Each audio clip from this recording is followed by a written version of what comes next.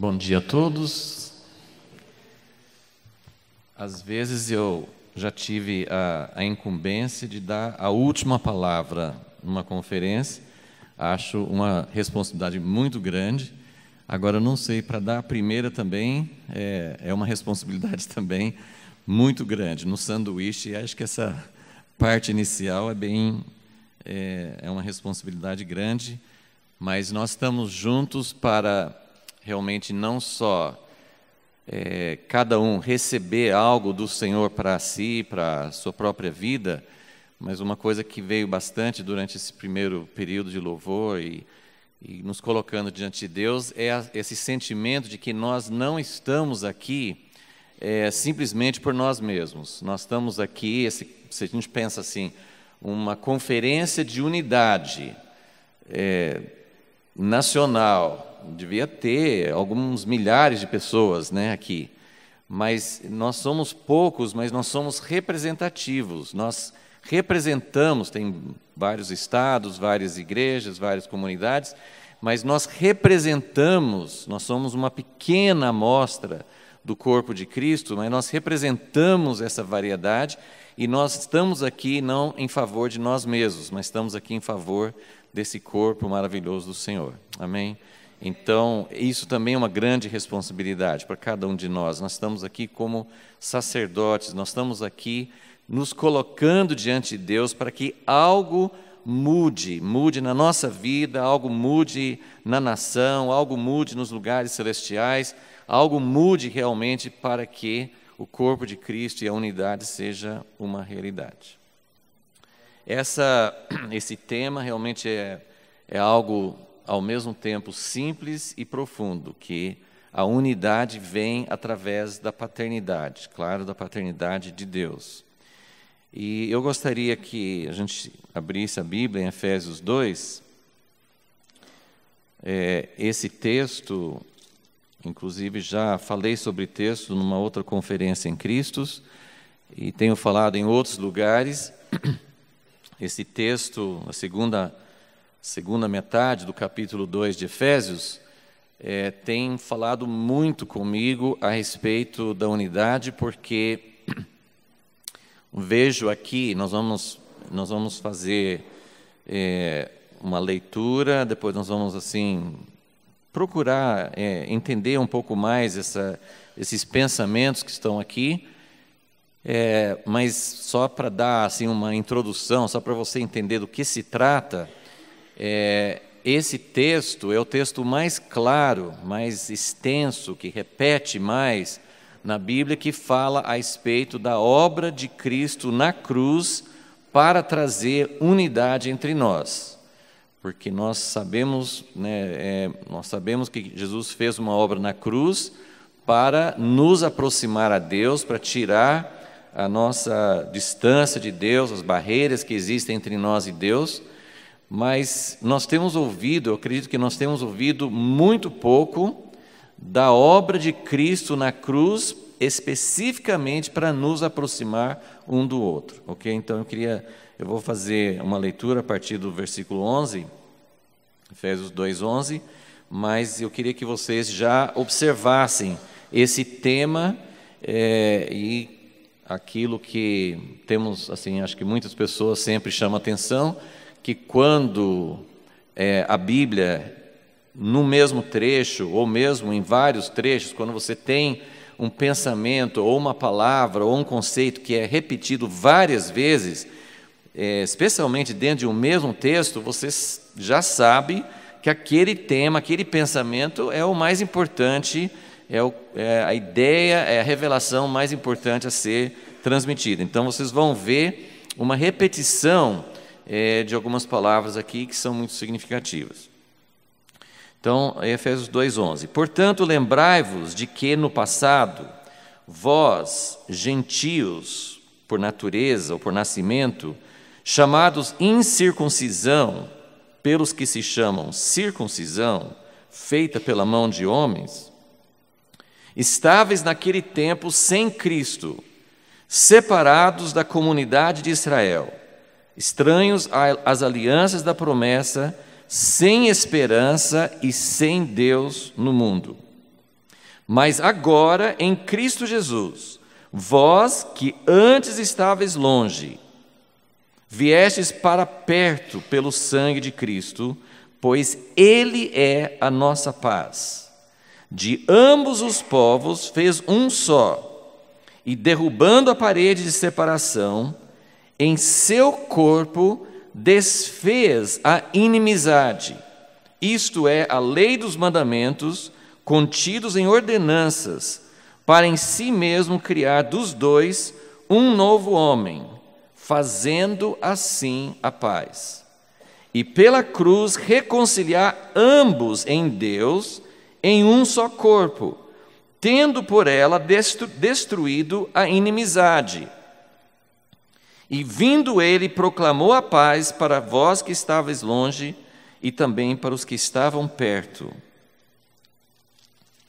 Pois por meio dele, ambos temos acesso ao Pai no mesmo Espírito. Assim, não sois mais estrangeiros, nem forasteiros. A minha Bíblia fala imigrantes, é até uma palavra bem atual, né? Não sois mais estrangeiros, nem imigrantes. Pelo contrário, sois concidadãos dos santos, membros da família de Deus, edificados sobre o fundamento dos apóstolos e dos profetas, sendo o próprio Cristo Jesus a principal pedra de esquina.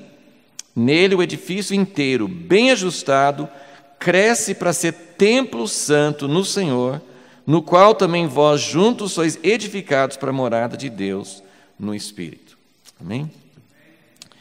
Então vamos voltar eu queria, se você gosta de anotar, eu vou falar sobre 5 aspectos, ou 5 pontos que devem ficar claros para nós nessa passagem. Espero que vocês tenham identificado algumas palavras chaves, né, que se repetem, inclusive assim 2 palavras muito fortes, muito assim, que são repetidas, são exatamente o oposto uma da outra, né, que é a paz, né, ele fala várias vezes sobre paz, e inimizade. Então essas 2 palavras são recorrentes nesse texto para mostrar que isso é o pensamento central aqui nessa passagem. Essa carta foi escrita à igreja em Éfeso, a igreja de Éfeso, que Éfeso é uma cidade que fica no país, na região de Turquia hoje. Naquela época também era uma cidade de gentios, não era uma cidade, tinha judeus, mas não era uma cidade de judeus. Então ele está se dirigindo especificamente, quando ele fala, portanto, lembrai-vos, no versículo 11, de que vós, gentios, então ele está falando, está dirigindo essas palavras aos gentios. O gentio é aquele que não é judeu. Então você tem os judeus e depois tem todo o resto. Por que Deus fez essa classificação? Porque ele escolheu, desde o tempo de Abraão, no Antigo Testamento, ele escolheu trabalhar através de um povo para levar a reconciliação, para levar a restauração, para levar a redenção a todos os povos. Então, toda a humanidade é dividida em judeus, Israel e todos os outros. Então, quando você vai encontrar ele falando sobre 2 povos, né, um povo não é, na verdade, um povo, uma etnia. Um povo, tem um povo de Israel, que é étnico, que é chamado de Deus, que tem um plano de Deus, que vem desenvolvendo desde o Antigo Testamento, mas tem depois um conjunto de todas as raças, de todas as etnias diferentes. Okay? Mas ele coloca todos na mesma classificação, porque até a vinda de Jesus, Deus estava trabalhando com o povo de Israel. Então, por isso que ele fala assim, vós, gentios, por nascimento, por natureza, vocês que são chamados incircuncisão. O que era incircuncisão? Ele vai falar sobre isso no versículo 12. Circuncisão não era uma coisa, não era um detalhe, não era uma coisa pequena. Circuncisão era o sinal da aliança. Então, ou você estava em aliança com Deus, ou você não estava em aliança com Deus.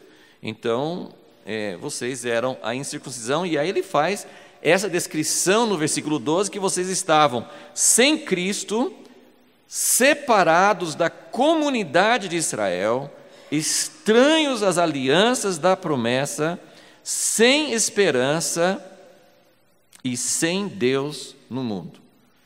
Então essa é a condição desse povo, desse conjunto de povos que se chamam gentios. Mas, versículo 13, em Cristo Jesus, vós que antes estáveis longe, viestes para perto. E depois, só para mostrar esse contraste, no versículo 17, ele fala daqueles que estavam longe e daqueles que estavam perto. Quem estava perto? Claro que isso não é geográfico, né? Quem estava perto? Quem estava perto de Deus? O povo de Israel, os judeus. Por quê? Porque eles tinham as alianças, porque eles estavam dentro, Deus estava trabalhando com aquele povo e eles tinham uma relação com Deus, e os outros não tinham. Então, meu primeiro ponto é que existem dois povos. Um é longe e o outro é perto. Então, isso que ele está colocando, essa é o fundamento, e depois, né, é só você fazer as aplicações, que nós temos a mesma situação hoje, os que estão longe e os que estão perto. Mas existem dois povos, porque ele vai falar sobre unidade, ele vai falar sobre paz, ele vai falar sobre inimizade. Então, quem tem inimizade? Claro que existem problemas dentro de uma família, existem problemas dentro de uma comunidade, mas aqui ele está falando sobre as grandes barreiras que existem entre esses dois povos. Então, o primeiro ponto é que existem dois povos. Um é conhecido por estar longe de Deus e o outro é conhecido por estar perto de Deus. Versículo 13, então. Mas agora, em Cristo Jesus, vós que antes estáveis longe, viestes para perto de quem ou do quê? Então, temos dois povos, um longe e um perto. Vós que estáveis longe, está falando dos gentios, em Cristo Jesus, através da obra dele, através da obra na cruz, vocês que estavam longe de quem? De Deus, longe de Deus, vocês que estavam, qual que é a ideia? Um está longe e o outro está perto. Longe de quem? Perto de quem? De Deus. Então, um está longe de Deus, outro está perto de Deus. Pela obra de Cristo na cruz, vocês que estavam longe foram aproximados. Então, evidentemente, o segundo ponto é, Cristo trouxe para perto os que estavam longe. Ele aproximou, ele trouxe para perto, e isso é o Evangelho. Cristo quebrou a barreira, a distância impossível que existia entre o homem e Deus. Então, claro que nossa base, nosso primeiro entendimento da cruz, a cruz tem duas vigas de madeira, né? Tem duas partes, né? Uma vertical e a outra horizontal. A parte vertical é a maior, é a primeira, né? Você não começa com a horizontal, você começa com a vertical. Então, Cristo trouxe para perto os que estavam longe. Amém? Quantos se identificam com os que estavam longe e podem agradecer a Deus, porque pela obra de Cristo nós fomos trazidos para perto. Nós não somos mais a descrição, a caracterização do nosso estado não é mais 12, versículo 12. Sem Cristo, separados da comunidade de Israel, estranhos às alianças, sem esperança. Esse versículo é fantástico, porque ele descreve todos os aspectos da nossa vida antes da obra de Cristo na cruz. Então, por causa da obra de Cristo na cruz, nós fomos aproximados, e agora nenhuma dessas palavras, nenhuma dessas descrições tem a ver conosco. Nós não estamos mais sem Cristo, nós não estamos mais separados da comunidade de Israel, nós não estamos mais estranhos às alianças, não é uma coisa estranha. Aliança com Abraão, a aliança com Davi, a nova aliança em Cristo. Nós não somos mais estranhos às alianças, nós não estamos mais sem esperança e não estamos mais sem Deus no mundo. Amém? Isso é glorioso. Então, primeiro tem dois povos, segundo, Cristo trouxe para perto quem estava longe. Agora, a ênfase dessa passagem não é, essa direção vertical, essa obra vertical que Cristo fez na cruz entre o homem e Deus, nesta passagem não é o foco.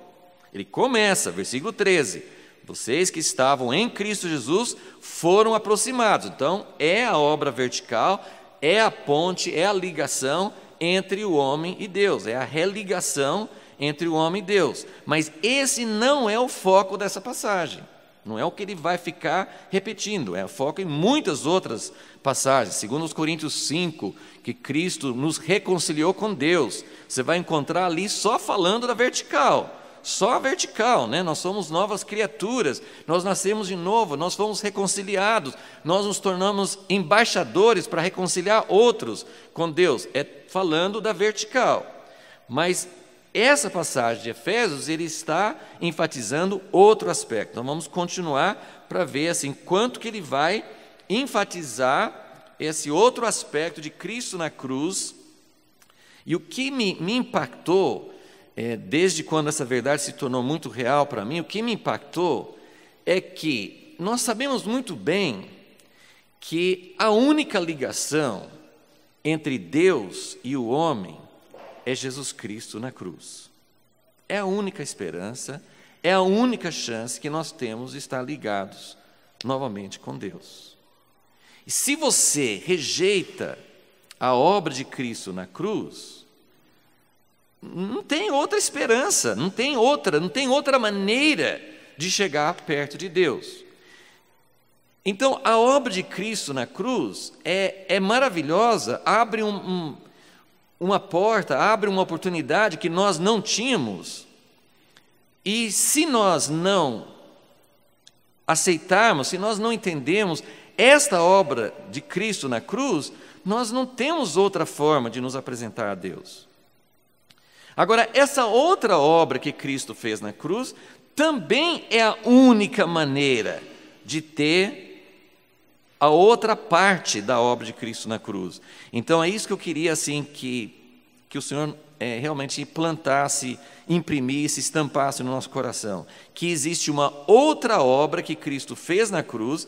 Ela vem em segundo lugar, porque ela vem depois da obra vertical, mas é tão importante quanto, porque Jesus morreu na cruz para quê? Sim, para nos reconciliar com Deus, mas ele tem um outro objetivo em vista. E se essa outra obra não for realizada, a obra dele na cruz fica incompleta. Ele sofreu em vão. Se o homem não é reconciliado com Deus, a obra dele seria em vão. Mas ele não fez só a reconciliação com Deus, ele também fez uma reconciliação um com o outro. Então vamos ver. Então, versículo 13, ele aproximou os que estavam longe, e esses que estavam longe vieram para perto, pelo sangue de Cristo. Versículo 14, porque ele é a nossa paz. Ok, ele acabou de falar da vertical, então é paz com Deus. Ele é a nossa paz. Mas de ambos os povos fez um só, e derrubando a parede de separação. Então daqui até no versículo 17, ele vai ficar repetindo esse tema. Eu vou ler agora direto até no versículo 17, mas eu quero que vocês vejam quanto que ele está falando sobre paz e sobre inimizade, mas não do ponto de vista do homem com Deus. Porque veja só, então vamos lá, preste bem atenção, siga a linha de pensamento do apóstolo Paulo. De ambos os povos fez um só, eles eram dois. De ambos os povos fez um só, derrubando a parede de separação. Não tinha só uma divisória de localização geográfica, tinha uma parede, tinha um muro, tinha uma coisa muito forte separando os dois. Em seu corpo desfez a inimizade. Qual inimizade? Isto é, a lei dos mandamentos. Agora aqui é outro choque, porque ele não falou sobre o que será essa parede de separação.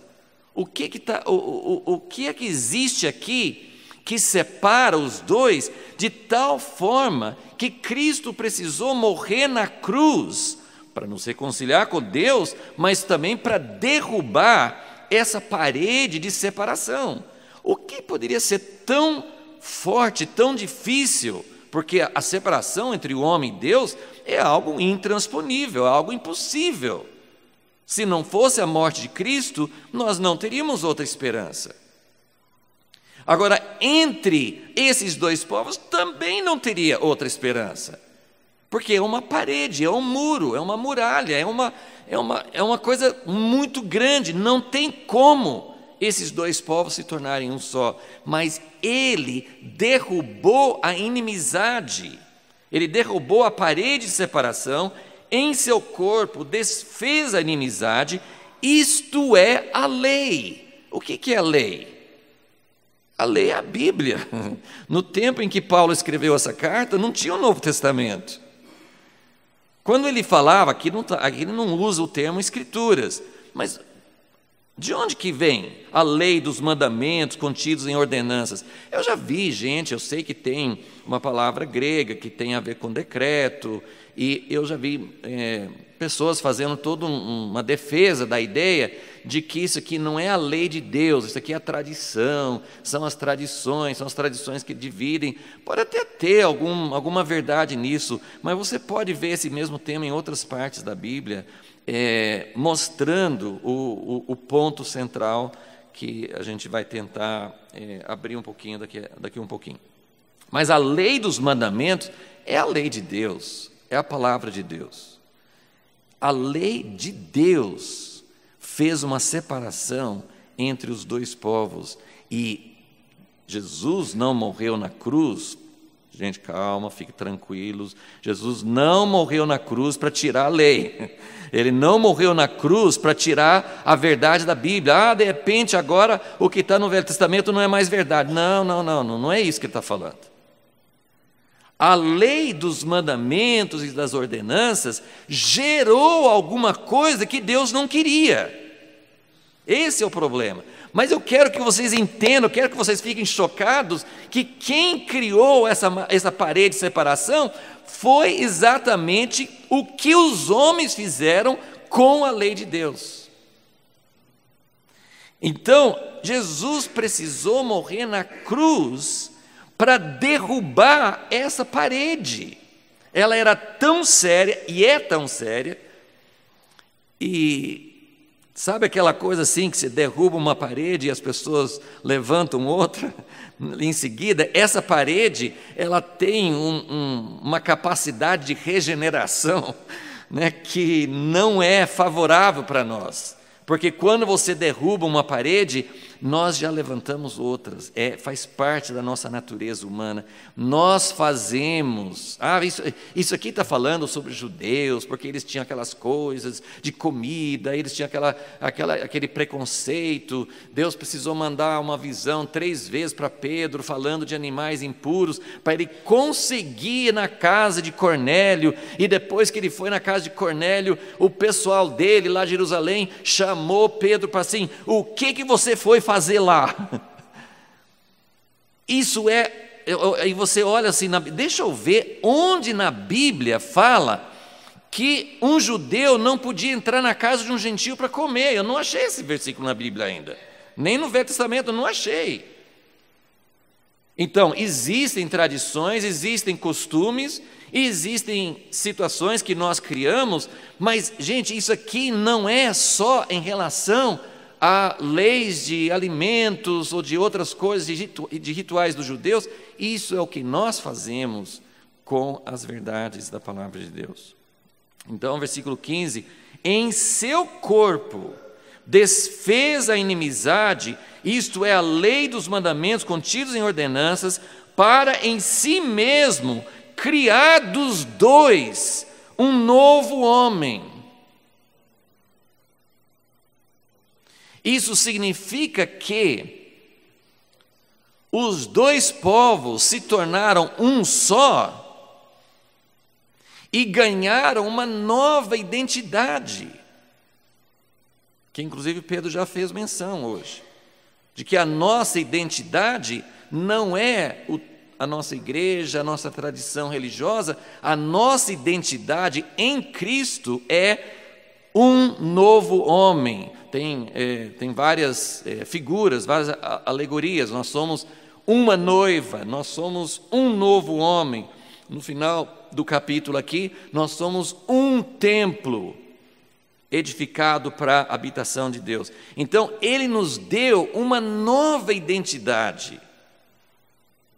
Você continua sendo brasileiro, nós continuamos convivendo com chineses, americanos, holandeses, franceses, africanos, nós continuamos com as nossas identidades, nós continuamos sendo homem e mulher, porque a Bíblia fala que em Cristo não tem homem nem mulher, mas nós continuamos sendo homem e mulher. Os judeus continuam sendo judeus, os gentios continuam sendo gentios, mas nós ganhamos uma identidade que é superior a todas essas identidades anteriores, ok? Então, ele morreu, ele fez em seu corpo.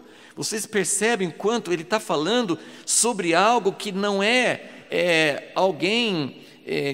foi lá e falou com Deus, Deus, por favor, não seja tão duro com o povo. Jesus pagou um preço, Ele pagou um preço para nós, para nos reconciliar com Deus, e Ele pagou um preço para nos reconciliar um com o outro, e para tirar essa parede que tinha naquela época e todas as outras paredes que nós edificamos depois disso e que continuam sendo edificados entre nós. E a minha questão é, se essas paredes não são derrubadas, nesse sentido, a morte de Cristo, claro que não foi em vão, mas ela não está sendo válida para nós. Se essas paredes não são derrubadas, é a mesma coisa eu dizer, Jesus morreu na cruz para me aproximar de Deus, mas eu não vou recorrer a isso, eu tenho condições de ser bom o suficiente para dizer, Deus, olha aqui, eu estou fazendo tudo que o Senhor mandou, o Senhor pode me salvar sem precisar da obra de Cristo na cruz. É possível isso? Claro que não. Mas é possível nós continuarmos separados e dizer que a obra de Cristo na cruz foi válida para nós, se essas paredes não estão sendo derrubadas? Então ele está dizendo, de ambos os povos, fez um, derrubou a parede de separação, desfez a inimizade. Sabe quando o pregador fica falando assim, 10 frases iguais para ver se o povo entende? Paulo está fazendo isso, né? Ele está repetindo a mesma coisa para ver se entra. Ele, dos dois povos fez um, ele derrubou a parede, ele desfez a inimizade, e eu vou dar um nome para essa parede, é a lei dos mandamentos contidos em ordenanças, para em si mesmo criar dos dois um novo homem, fazendo assim a paz. Enfatizando de novo, paz não é para ter essa separação mais. E pela cruz, versículo 16, pela cruz, reconciliar ambos com Deus, vertical, em um só corpo. Como é que você se torna um só corpo se não quebra a parede de separação? Em um só corpo, tendo por ela, eu já falei, mas vou falar de novo, tendo por ela destruído a inimizade. Você acha que é importante ou não é importante isso? Para ele ficar repetindo.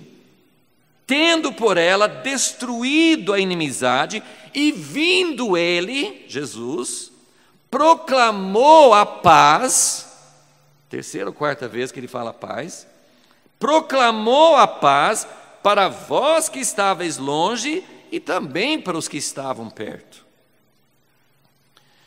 Ok. Então, nosso terceiro ponto é o seguinte. Então, o primeiro tem dois povos. Tem os que estão longe e os que estão perto. O segundo Cristo trouxe para perto os que estavam longe. Então, antes a gente tinha perto e longe. Agora o que nós temos? Perto e perto. Né? Agora, o terceiro é uma conclusão óbvia. Se antes era perto e longe, agora perto e perto, os dois fazem parte da mesma comunidade. Ok? Então esse é o terceiro. Se ele trouxe para perto, número 2, ele trouxe para perto que estavam longe, então a conclusão lógica os dois agora estão perto, então não tem razão de ter duas comunidades, dois povos, duas igrejas, duas religiões, não tem mais necessidade de ter separação. Então nós fazemos parte de uma mesma comunidade. Então, como eu falei, versículo 12, não se aplica mais a nós. Nós não dizemos mais, eu estou separado da comunidade de Israel, eu sou um estranho às alianças. Não, eu faço parte da mesma linhagem, Romanos 11, eu faço parte da mesma oliveira, eu fui enxertado, embora eu seja, como Paulo fala, assim, com toda delicadeza, né, para os gentios, vocês que eram ramos assim, silvestres, bravos, vocês não tinham natureza, vocês não tinham nem esse enxerto é contra a natureza. Nós fomos enxertados contra a natureza. Isso é para a gente ficar bem humilde, né? Isso é bem assim, eu não era ninguém. Não é assim, Deus foi me chamar porque eu era importante, porque Deus viu que eu era muito merecedor. Não, Ele pegou galhos sem nenhum valor, sem nenhum fruto, sem nenhuma capacidade, nada. Ele tirou gente e enxertou na oliveira. De repente, a seiva daquela oliveira começa a fluir dentro de mim. E eu que era um ramo bravo, um ramo de limão, de azedo, de imprestável, de repente algo está fluindo em mim que eu dou o fruto de quem estava perto. Agora os que estavam perto têm algum direito de ficar olhando torto para mim? Não tem, né? Então, os dois fazem parte de uma mesma comunidade. Se fazem parte de uma mesma comunidade, não tem mais parede de divisão. Agora, não é o meu assunto hoje, mas só para não ficar contradição. Tem pessoas que usam esse texto para dizer, não tem mais chamamento de Deus para judeu e diferença para judeu e gentio. Não é isso que ele está falando. É como eu falei, a mesma Bíblia que fala, não tem mais judeu nem grego, nem pobre nem rico, escravo, livre, fala que não tem mais homem e mulher, e que eu saiba, Deus não tirou as diferenças, pelo menos eu não vi tirando ainda as diferenças entre homem e mulher, mesmo que estão em Cristo, tem homem e tem mulher, e tem papéis diferentes, tem funções diferentes. O que ele está dizendo não tem mais diferença de status, não tem um que tem um privilégio maior. Nós somos fazemos parte de um corpo. Agora, nós reconhecemos as diferenças, nós reconhecemos os chamamentos, e isso acontece dentro do corpo de Cristo. Tem comunidades diferentes. Graças a Deus, tem comunidades aqui, acho que a maioria de alguma forma ligado assim à renovação carismática, ao pentecostalismo, batismo no Espírito Santo, mas vocês sabem que tem muita gente que faz parte do corpo de Cristo e que não fala em línguas, não faz parte de uma comunidade carismática e faz parte, talvez tenha mais profundidade e mais devoção a Deus do que nós.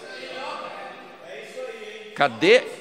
Vocês estão vendo as paredes de separação? Eu já vi gente falando, mas fulano é tradicional. nós temos diferenças, dá para reconhecer, não tem problema reconhecer, não tem problema. Deus não chamou um para fazer, Deus não chamou o homem para fazer o papel da mulher, nem vice-versa. Deus não chamou o gentio para ocupar o lugar do judeu. Não é substituição. E a substituição não existe, existe a tal da teologia da substituição, que tem a ver com os judeus. Mas a teologia da substituição existe em todos os ramos da igreja.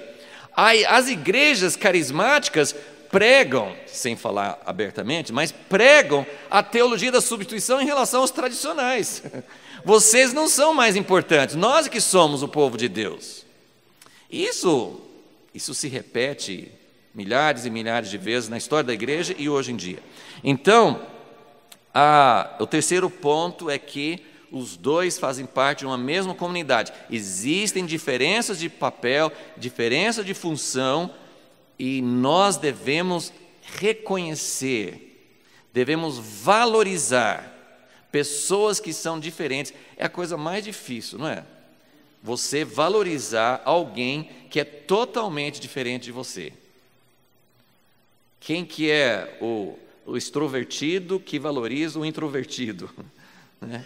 Quem que valoriza o papel do outro? Quem que valoriza alguém que é oposto?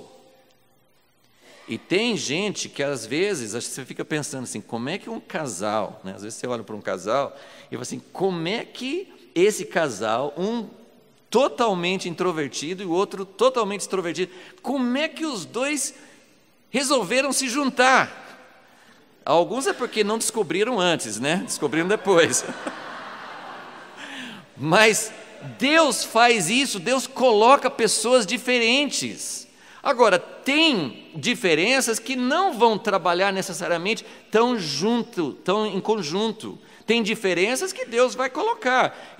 Essa comunidade, esse grupo, eles se identificam mais com um certo estilo, com mais uma certa linha, e Deus chamou para fazer um determinado trabalho. Faça isso e seja reconhecido e aceito pelos outros. Ok, então, vamos lá. A quarta, nós já falamos sobre isso, mas eu quero deixar claro. Então, o terceiro ponto é que nós somos chamados para fazer parte da mesma comunidade, mesmo tendo chamamentos ou vocações diferentes. Ok, o quarto ponto é isso que eu falei, que a parede da separação vem das verdades bíblicas. Claro que muitas divisões já aconteceram na igreja que não tem nada a ver com verdade bíblica. Tem muitas divisões que são simplesmente carnalidade. 1 Coríntios 3, né? Quando Paulo fala sobre a carnalidade, né? Vocês que são partidários de um e de outro, isso é ser carnal, isso é querer ser mais do que... Tem muitas divisões que as pessoas até falam, eu saí de tal igreja porque eles não tinham, no tempo da renovação, muitos saíam por causa do batismo no Espírito Santo, mas tem muitas outras coisas. Na igreja eles não têm liberdade de louvor, naquela igreja não sei o quê. Então as pessoas às vezes usam desculpas de doutrinas, mas na verdade é tudo assim, questão de ego, né? De querer um líder ser dono do pedaço e fazer aquilo que ele quer fazer. Às vezes não tem diferença doutrinária nenhuma. Mas o que eu estou querendo dizer, o meu enfoque aqui, por causa do que ele fala, é que nós possamos entender que as paredes de separação, muitas vezes, isso não é nem tanto assim de criar uma nova igreja, são essas atitudes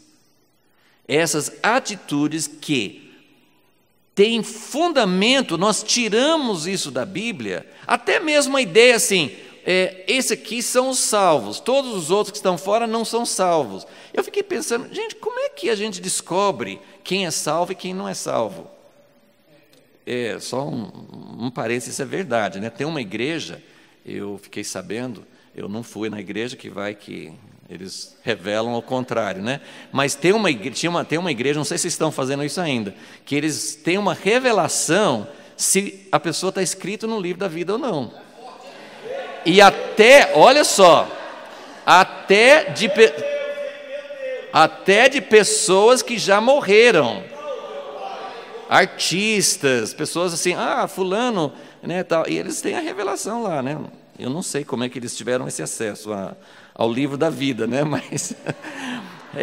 Mas a maioria dos cristãos não vai até esse ponto. Mas nós temos uma coisa dentro de nós que fala assim, fulano é salvo, fulano não é, se faz parte da igreja, ou se pelo menos faz parte de algo que eu entenda, se seguiu a fórmula, se aceitou Jesus no coração, se levantou a mão, se fez isso, se fez aquilo, se é salvo ou não. Nós não temos essa informação. Amém, gente? Nós não temos. Nós podemos e devemos falar de Cristo para todas as pessoas, mas não devemos partir da premissa de que a pessoa não conhece Jesus. Talvez ela conheça, talvez ela tenha. Então você fala de Jesus, eu vejo Jesus falando com as pessoas, ele não falava assim, faça o raio-x, né? Deixa eu ver se você é ou não é, agora eu vou falar com você para se converter. Ele falava com o jovem rico, você guardou todos os mandamentos, falta uma coisa, vende tudo que tem e me siga, mas ele não tinha isso como a entrada num clube especial dos salvos. Ele simplesmente estava falando a palavra de Deus para aquela pessoa, para a mulher samaritana. Ele não tinha isso, e essa é a nossa missão, é falar de Jesus. Você fala de Jesus com uma pessoa sem cor de religião, sem proselitismo, sem querer que a pessoa sinta que você está querendo ganhar uma vantagem.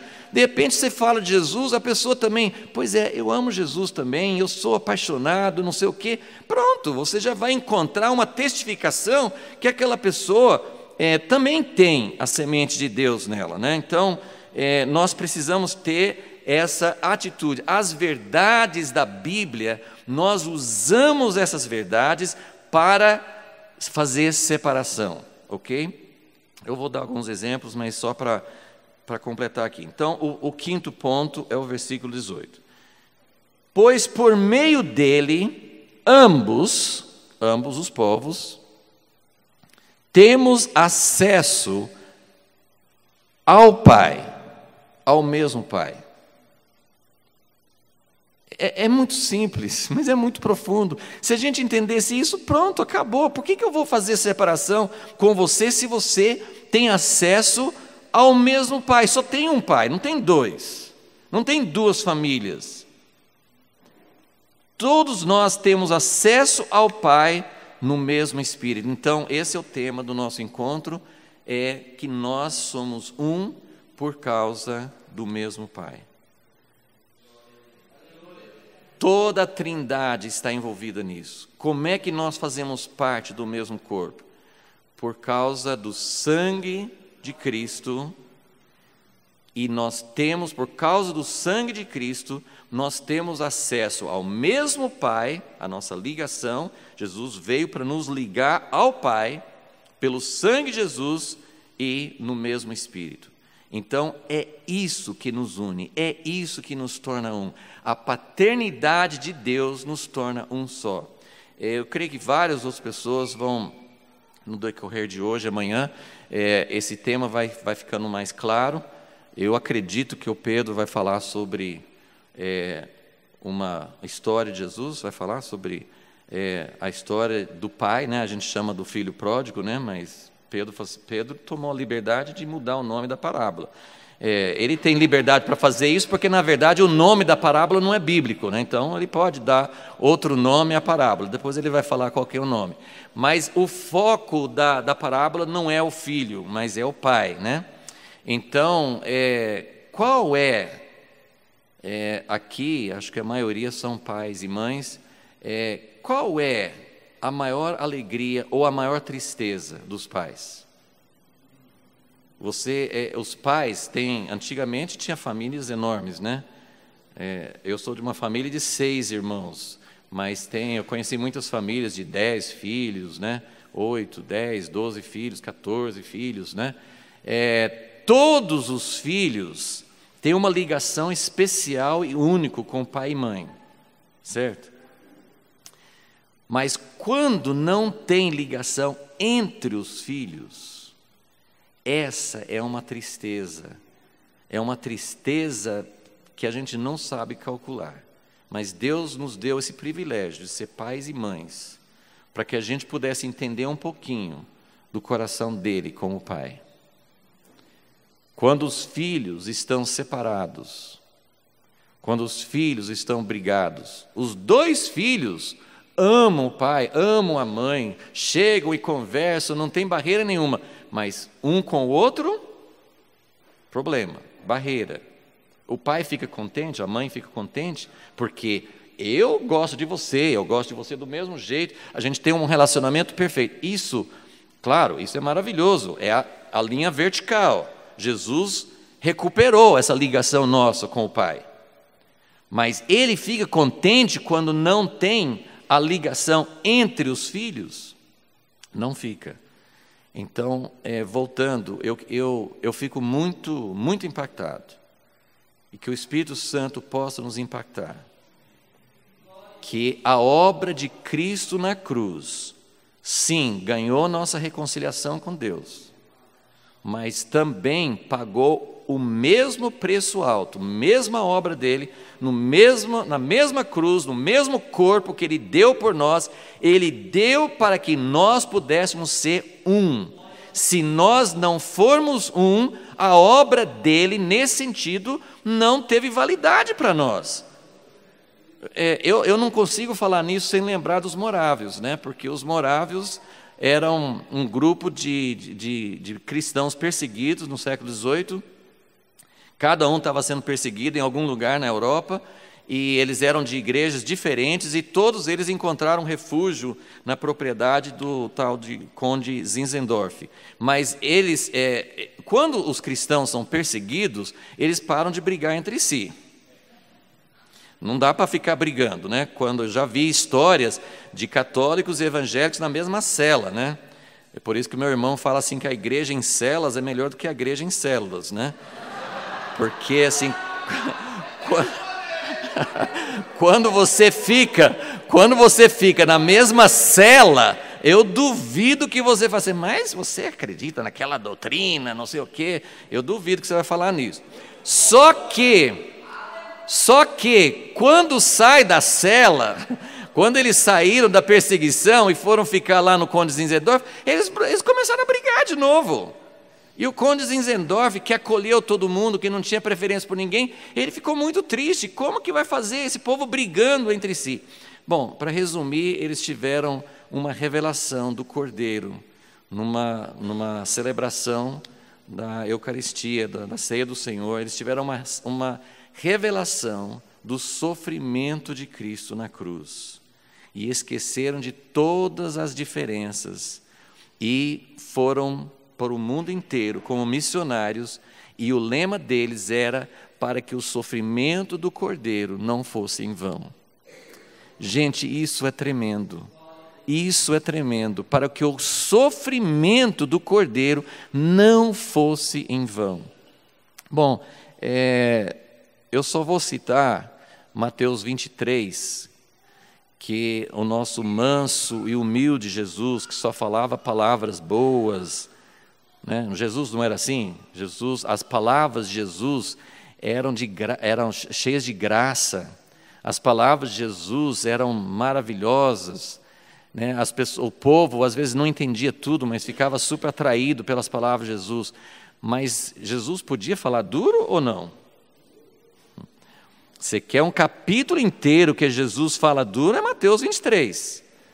Agora, por que Jesus falava tão duro assim?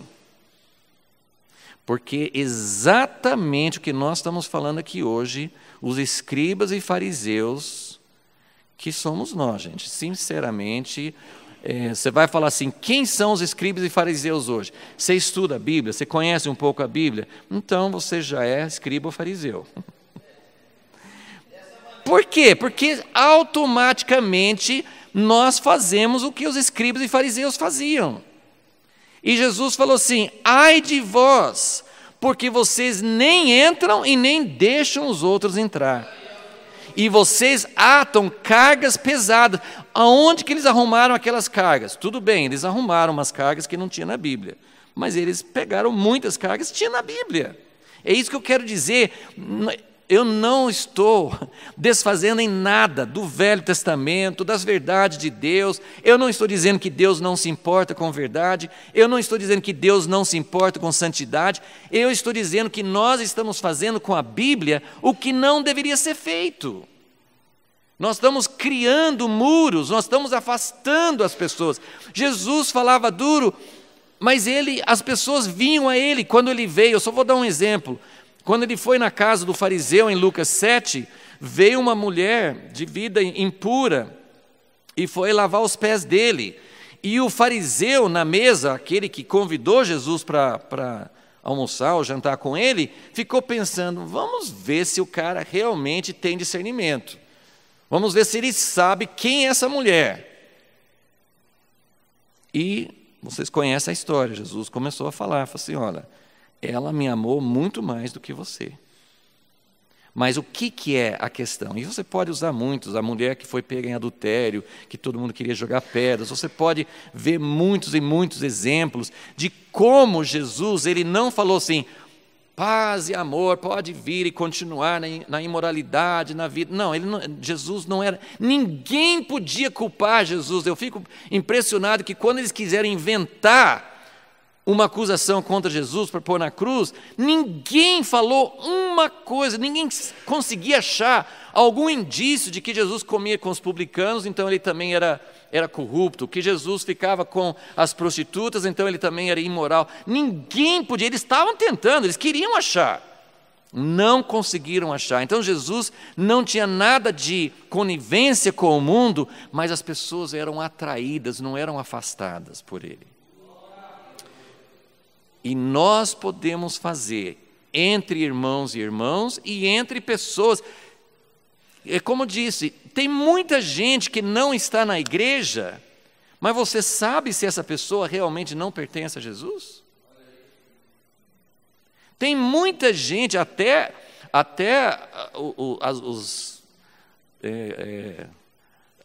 os órgãos de estatística, né, nos Estados Unidos, no Brasil, né, quando eles levantam as estatísticas, até esses que fazem aquelas perguntas meio padrão, eles descobrem que tem muita gente que ama a Deus e não está na igreja. Virou um fenômeno. Então tem muita gente, e mesmo que não fosse por esse lado, mas tem muita gente, como Cornélio, que quer Deus, que ama Deus, que não está na igreja. E talvez é porque nós criamos um muro tão grande que ele não consegue chegar. Então, eu vou terminar com 1 João 5.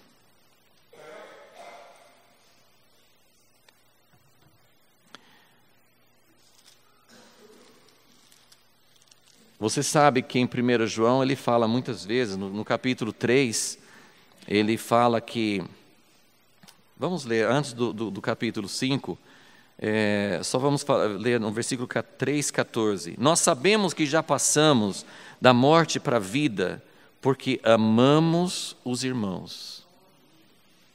Esses irmãos, quem são esses irmãos? Da sua comunidade? Não. Quem é irmão seu? Quem é irmão meu? Todo aquele que nasceu do mesmo pai. Não tem outra definição de quem é meu irmão. Alguém às vezes quando, eu já vi essa frase assim, né, às vezes o filho fala para o outro filho, eu não queria que você fosse meu irmão. Eu já vi isso. Pode parecer incrível, mas eu já vi isso. Mas ele tem escolha? Eu não tenho escolha. Eu não escolhi meus pais, mas eu também não escolhi meus irmãos. Eu não escolho meus irmãos no corpo de Cristo. Então, nós sabemos que já passamos da morte para a vida, porque amamos os irmãos. Quem não ama permanece na morte. Todo que odeia seu irmão é homicida. Sabeis que nenhum homicida tem a vida eterna permanecendo em si. Nisto conhecemos o amor. Cristo deu sua vida por nós. Todo mundo sabe que esse aqui faz um paralelo com João 3,16? Né? Eu lembro há muitos anos um pregador falando assim, que está escrito em João 3,16? Aí todo mundo sabe de cor, né? Que Deus amou o mundo de tal maneira. E quem sabe o que está escrito em 1 João 3,16? Ninguém sabia, né? E também acho que a gente nem quer saber, né? Porque nisto conhecemos o amor. Cristo deu sua vida por nós e devemos dar nossa vida por quem? Eu dou minha vida para Jesus. Jesus, o Senhor deu a vida para mim, eu dou minha vida para o Senhor. Isso é maravilhoso, é real e tem que ser a origem de tudo.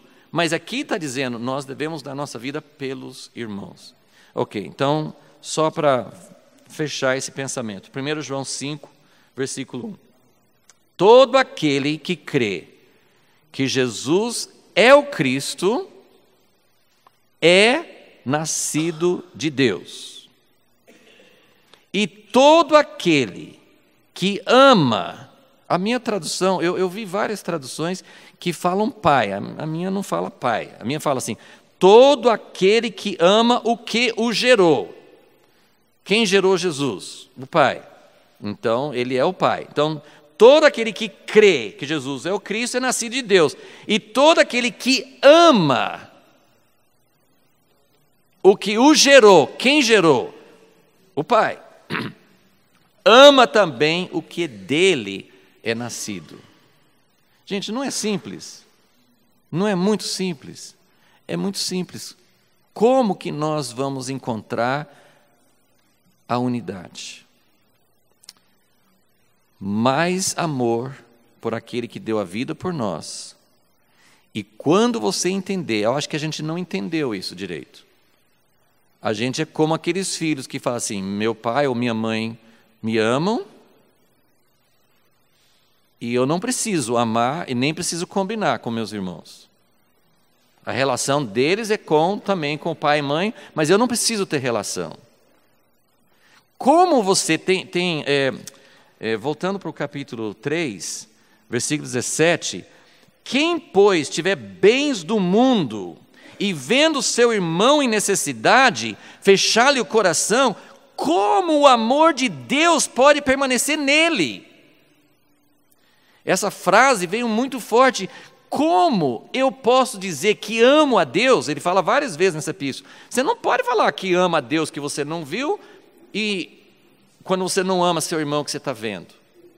Então, o amor por Deus vai gerar, se nós entendermos e se nós dermos lugar para o Espírito Santo em nossa vida, o amor de Deus vai nos dizer, Deus, o que é que mais te causa prazer? Você ama a Deus? Só um minutinho aqui, gente, só para fechar.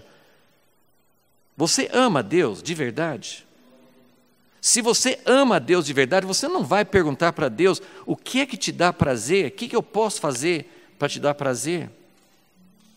Eu posso fazer obras, eu posso merecer, eu posso ganhar mérito, eu posso ganhar pontos, mas o que realmente conquista o coração de Deus? É quando nós amamos aos outros que nasceram dele, e isso envolve, como eu falei, muitas pessoas que não fazem parte do nosso grupinho. Que Deus nos abençoe, que Deus nos dê essa revelação com cada vez mais clareza e força, em nome de Jesus.